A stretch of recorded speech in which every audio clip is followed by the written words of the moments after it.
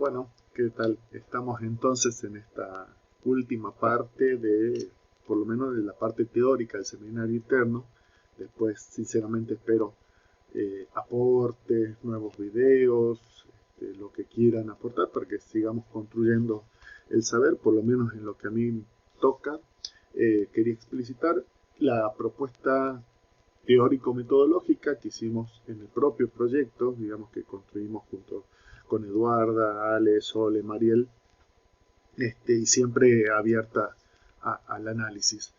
Retomando entonces lo que dijimos, digamos lo que podemos sintetizar es que lo imaginario sería aquella contraparte de lo material, que por supuesto es una división de tipo analítica, es decir, en la realidad no existe, independientemente de lo material, están en permanente interacción y en permanente, además, influencia de un aspecto sobre el otro, ¿sí? Pero a los fines analíticos sirve para hablar de lo imaginario, en tanto aquella famosa dimensión superestructural del marxismo, cultural, simbólica, ¿sí? Para diferenciarla de lo material, lo objetivo y lo relacional.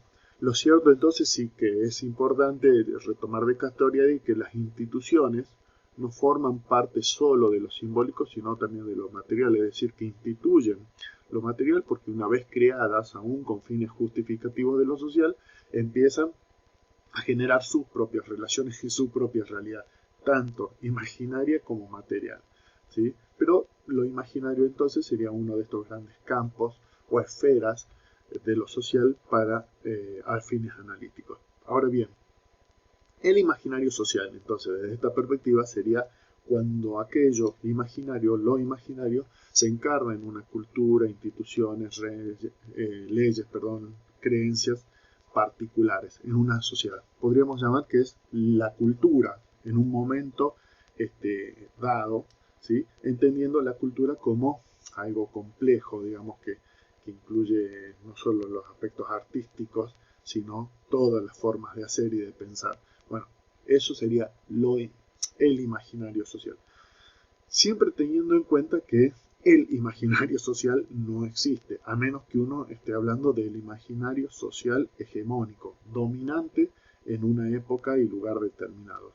Lo que existen son los imaginarios sociales en pugna siempre en una sociedad específica, es decir, un imaginario dominante, pero también otros alternativos o emancipados. Habíamos visto las distintas definiciones, es decir, aquellos, si se quiere, que circulan por el costado, que no cuestionan el status quo, pero sí proponen otras formas de representación de la realidad y de miradas.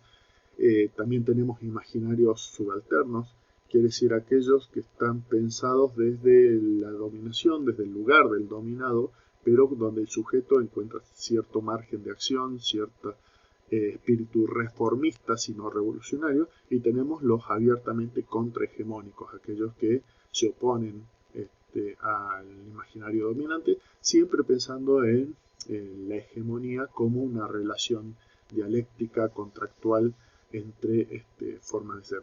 Lo cierto es que lo imaginario entonces sería, si se quiere, aquello que Durkheim llamaba representaciones colectivas, lo podemos definir así, es decir, aquellos aspectos más institucionalizados, más estructurados, más o menos coherentes de imágenes acerca de lo social. Y estaría más, si se quiere, del lado de las instituciones. Podemos hablar que es la instancia social, recuerden que viene de la sociología, efectivamente, el concepto, la instancia social de lo imaginario. Mientras que el concepto de representaciones hablaría de la instancia subjetiva de los imaginarios, es decir, toda cultura, toda sociedad se encarna, en definitiva, en la subjetividad de los individuos que la componen, es decir, que son educados justamente en esa cultura. Entonces, la encarnación subjetiva de los imaginarios serían las representaciones sociales. De hecho, viene de la psicología social el concepto y estaría hablando de esa instancia menos institucionalizada, también más del sentido común, de la vida cotidiana, que tiene que ver con los sujetos, los individuos y su capacidad de agencia, ¿sí? Por eso mismo con menos coherencia, menos estructurada, ¿sí? Pero que siempre están en interrelación permanente con lo social, lo cultural, lo institucional, ¿sí? Entonces podemos hablar de una instancia social y una instancia subjetiva siempre en permanente interacción, actuando de un lado más las instituciones y, si se quiere, la estructura social o cultural, y por otro lado el poder de agencia individual, grupal, de los sujetos. Si tenemos en cuenta entonces estas dos distinciones o estos dos niveles de análisis, diríamos lo siguiente. Los imaginarios sociales, entonces, para hablar de los conceptos, existen, digamos, no existen en sí mismos, porque en realidad si los definimos como representaciones sociales compartidas, el lugar de existencia de esos imaginarios sociales, y esto repito para quienes hayan leído la noción de identidades de Kahneman, el lugar de existencia son la subjetividad de cada uno de nosotros, la subjetividad de cada uno de los individuos es el único lugar de existencia real de las representaciones sociales. Los imaginarios entonces no serían más que una construcción analítica a partir de comprobar que hay muchas subjetividades que comparten una misma noción. Por ejemplo, el ser argentino. Entonces, en tanto compartimos la noción de que somos argentinos y de que además eso implica determinadas características, constituimos una identidad, constituimos un imaginario del ser argentino, ¿sí? Pero el lugar de existencia de esa argentinidad es en la subjetividad de cada uno de nosotros que cree que ella existe. Bueno, entonces decimos, los imaginarios existen en las representaciones sociales. Las representaciones sociales tienen lugar de existencia en la subjetividad. Esto no quiere decir que no existen, sino que existen, y de hecho existen tanto, dice Kahneman, que, por ejemplo, podemos ir a una guerra en defensa del ser argentino. Es decir, fíjese a qué nivel de existencia tienen que podemos llegar a dar la vida por ella. Entonces, la representación existe en nuestra subjetividad. Ahora, como investigadores, accedemos a ella a través de las prácticas, ¿sí?, de los comportamientos o del lenguaje, los discursos. En nuestro caso, en general, el análisis literario va a ser a través de los discursos. Por eso vamos a hablar de representaciones discursivas. Es decir, nuestro objeto material de estudio es la literatura, ¿sí? Y nosotros vamos a analizar las representaciones literarias de la mujer y de la feminidad, ¿sí? Ahora, esto implica los siguientes principios e inferencias. Por un lado, cuando nosotros decimos existe una representación discursiva, existe una representación literaria de la mujer y la feminidad, ¿sí?, decimos que si existe esa representación, entonces existe también una representación mental subjetiva. Es decir, no hay discurso que no se sostenga en una subjetividad. No hay discurso detrás del cual no haya un enunciador, ¿sí?, y además un sujeto. Por lo tanto, si existe la representación literaria, existe necesariamente la representación subjetiva, mental. Existe la subjetividad que sostiene esa representación discursiva. Y si existe una representación mental, necesariamente esa es social. Es decir, no hay subjetividad que no sea social. Por lo tanto, si existe el hecho material del discurso material discursivo que nosotros analizamos, inferencialmente decimos que existe la subjetividad e inferencialmente decimos que existe en la cultura. Es decir, no hay sujeto que sea el Adán de la palabra, dice Bakhtin, que sea el creador de la nada del lenguaje y de las representaciones. En realidad, todo sujeto responde, continúa a otros discursos, a otras representaciones anteriores, ¿sí?, en esta idea de polifonía y dialogismo. Bueno, ese es el principio discursivo, que es el tercer principio. Bueno, lo que hay que comprobar entonces es en qué otros discursos y prácticas se reflejan esas mismas representaciones.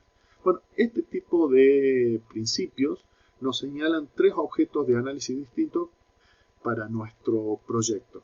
Por un lado, nosotros podemos analizar las representaciones discursivas en una obra u obras determinadas. Por ejemplo, yo agarré la Celestina, digo, la representación de la mujer en la Celestina. Y hago un análisis puramente discursivo, del cual igual me voy a nutrir eventualmente de otros aportes, pero mi foco está puesto en el análisis de la representación de la mujer y la feminidad en una obra determinada. Ahora, si yo pienso que esa obra en realidad pertenece a una subjetividad que tiene una representación, voy a hablar de la representación de la mujer en Fernando de Rojas. ¿Sí? Ya estoy a nivel de representaciones mentales, de representaciones sociales. Y voy a analizar distintas obras de un mismo autor o autores, contraponiendo y viendo cuáles son las coherencias e incoherencias de su representación de la mujer. Acuérdense que no necesariamente tenemos representaciones coherentes entre sí, si bien tenemos cierta organización de categorías y cierto entramado que busca la coherencia, no siempre son así. Así que pueden aparecer representaciones incluso dentro de una misma obra, contrapuestas y hasta contradictorias. Bueno, ese sería un nivel de análisis sociodiscursivo o centrado en las representaciones sociales. Pero además tengo un tercer nivel de análisis que tiene que ver la relación de la obra en función de otros discursos, ¿sí? Que me permitan reconstruir los imaginarios de la mujer, por ejemplo, en el momento en que esa obra fue escrita. En este caso, fin del siglo XV, reinado de los reyes católicos en España. Entonces yo apelo a otras obras literarias, otros autores, otros discursos jurídicos, institucionales y además a otros estudios realizados para reconstruir cuál era el imaginario o los imaginarios hegemónicos, contrahegemónicos, alternativos de la mujer en esa época. ¿Sí? Esto para hablar de objetos de estudio, si se quiere, puros en cada una de estas instancias. Pero también podemos, y acá puse un ejemplo, no voy a hablar de la calidad de la investigación, porque por la temática elegida de eso pueden hablar mucho mejor Eduarda, Ale, Mariel, cualquiera de las tres, pero sí un ejemplo de uno de estos estudios, que es un artículo hacia una lectura feminista de la Celestina, que ahí está el link, donde básicamente lo que hace el autor es exponer a partir de distintos estudios cuáles son y a partir de distintos discursos jurídicos, teológicos, cuáles son los imaginarios hegemónicos de la mujer en la Baja Edad Media y contraponerlo con una representación de la mujer en la Celestina contraria a esos imaginarios hegemónicos, lo cual nos estaría hablando, y eso también es en la conclusión deja abierto para investigar, de la existencia de un imaginario contrahegemónico. Es decir, yo analizo la representación de la Celestina. Digo que las representaciones de la Celestina se contraponen al imaginario hegemónico de la mujer vigente en la España de la Baja Edad Media o de fines del siglo XV. Lo cual me da como conclusión y proyección del estudio es la posibilidad de descubrir otros discursos donde se refleje ese mismo imaginario contrahegemónico. ¿Se entiende? Entonces abro la investigación a una proyección que tenga que ver con lo interdiscursivo, buscar otras fuentes que me respalden la existencia de este imaginario contrahegemónico. Y si no, terminaré concluyendo que era Fernando de Rojas, si sigo este análisis, por supuesto, una figura absolutamente original en ese momento. Que también es posible, acuérdense que siempre hablamos de la creatividad, de la complejidad del sujeto, que está en confrontación permanente de sus propios, de lo aprendido frente a lo experiencial y que además genera su propia representación y da la disputa por los imaginarios sociales. Así que podría comprenderse eventualmente como alguien excepcional, si bien la tendencia es a tratar de explicar en función de lo cultural, pero también de la posibilidad de agencia del sujeto, cómo se va conformando esa excepcionalidad o con qué otros discursos, autores, etcétera, comparte esa proyección de imaginarios contrahegemónicos a partir de la representación discursiva de la mujer en una obra o en varias obras. Bueno, hasta acá llega nuestro seminario teórico, espero que haya servido sinceramente para aclarar y bueno, estamos abiertos a discutir y charlar y a los aportes que quieran hacer en videos, bibliografía, etcétera. Yo voy a colgar ahora la parte del proyecto porque es bien interesante que podamos volver a leer el proyecto que está muy bien armado en su fundamentación, sobre todo, y que ahora a partir de esta teoría vamos a poder revisar. Bueno, muchas gracias.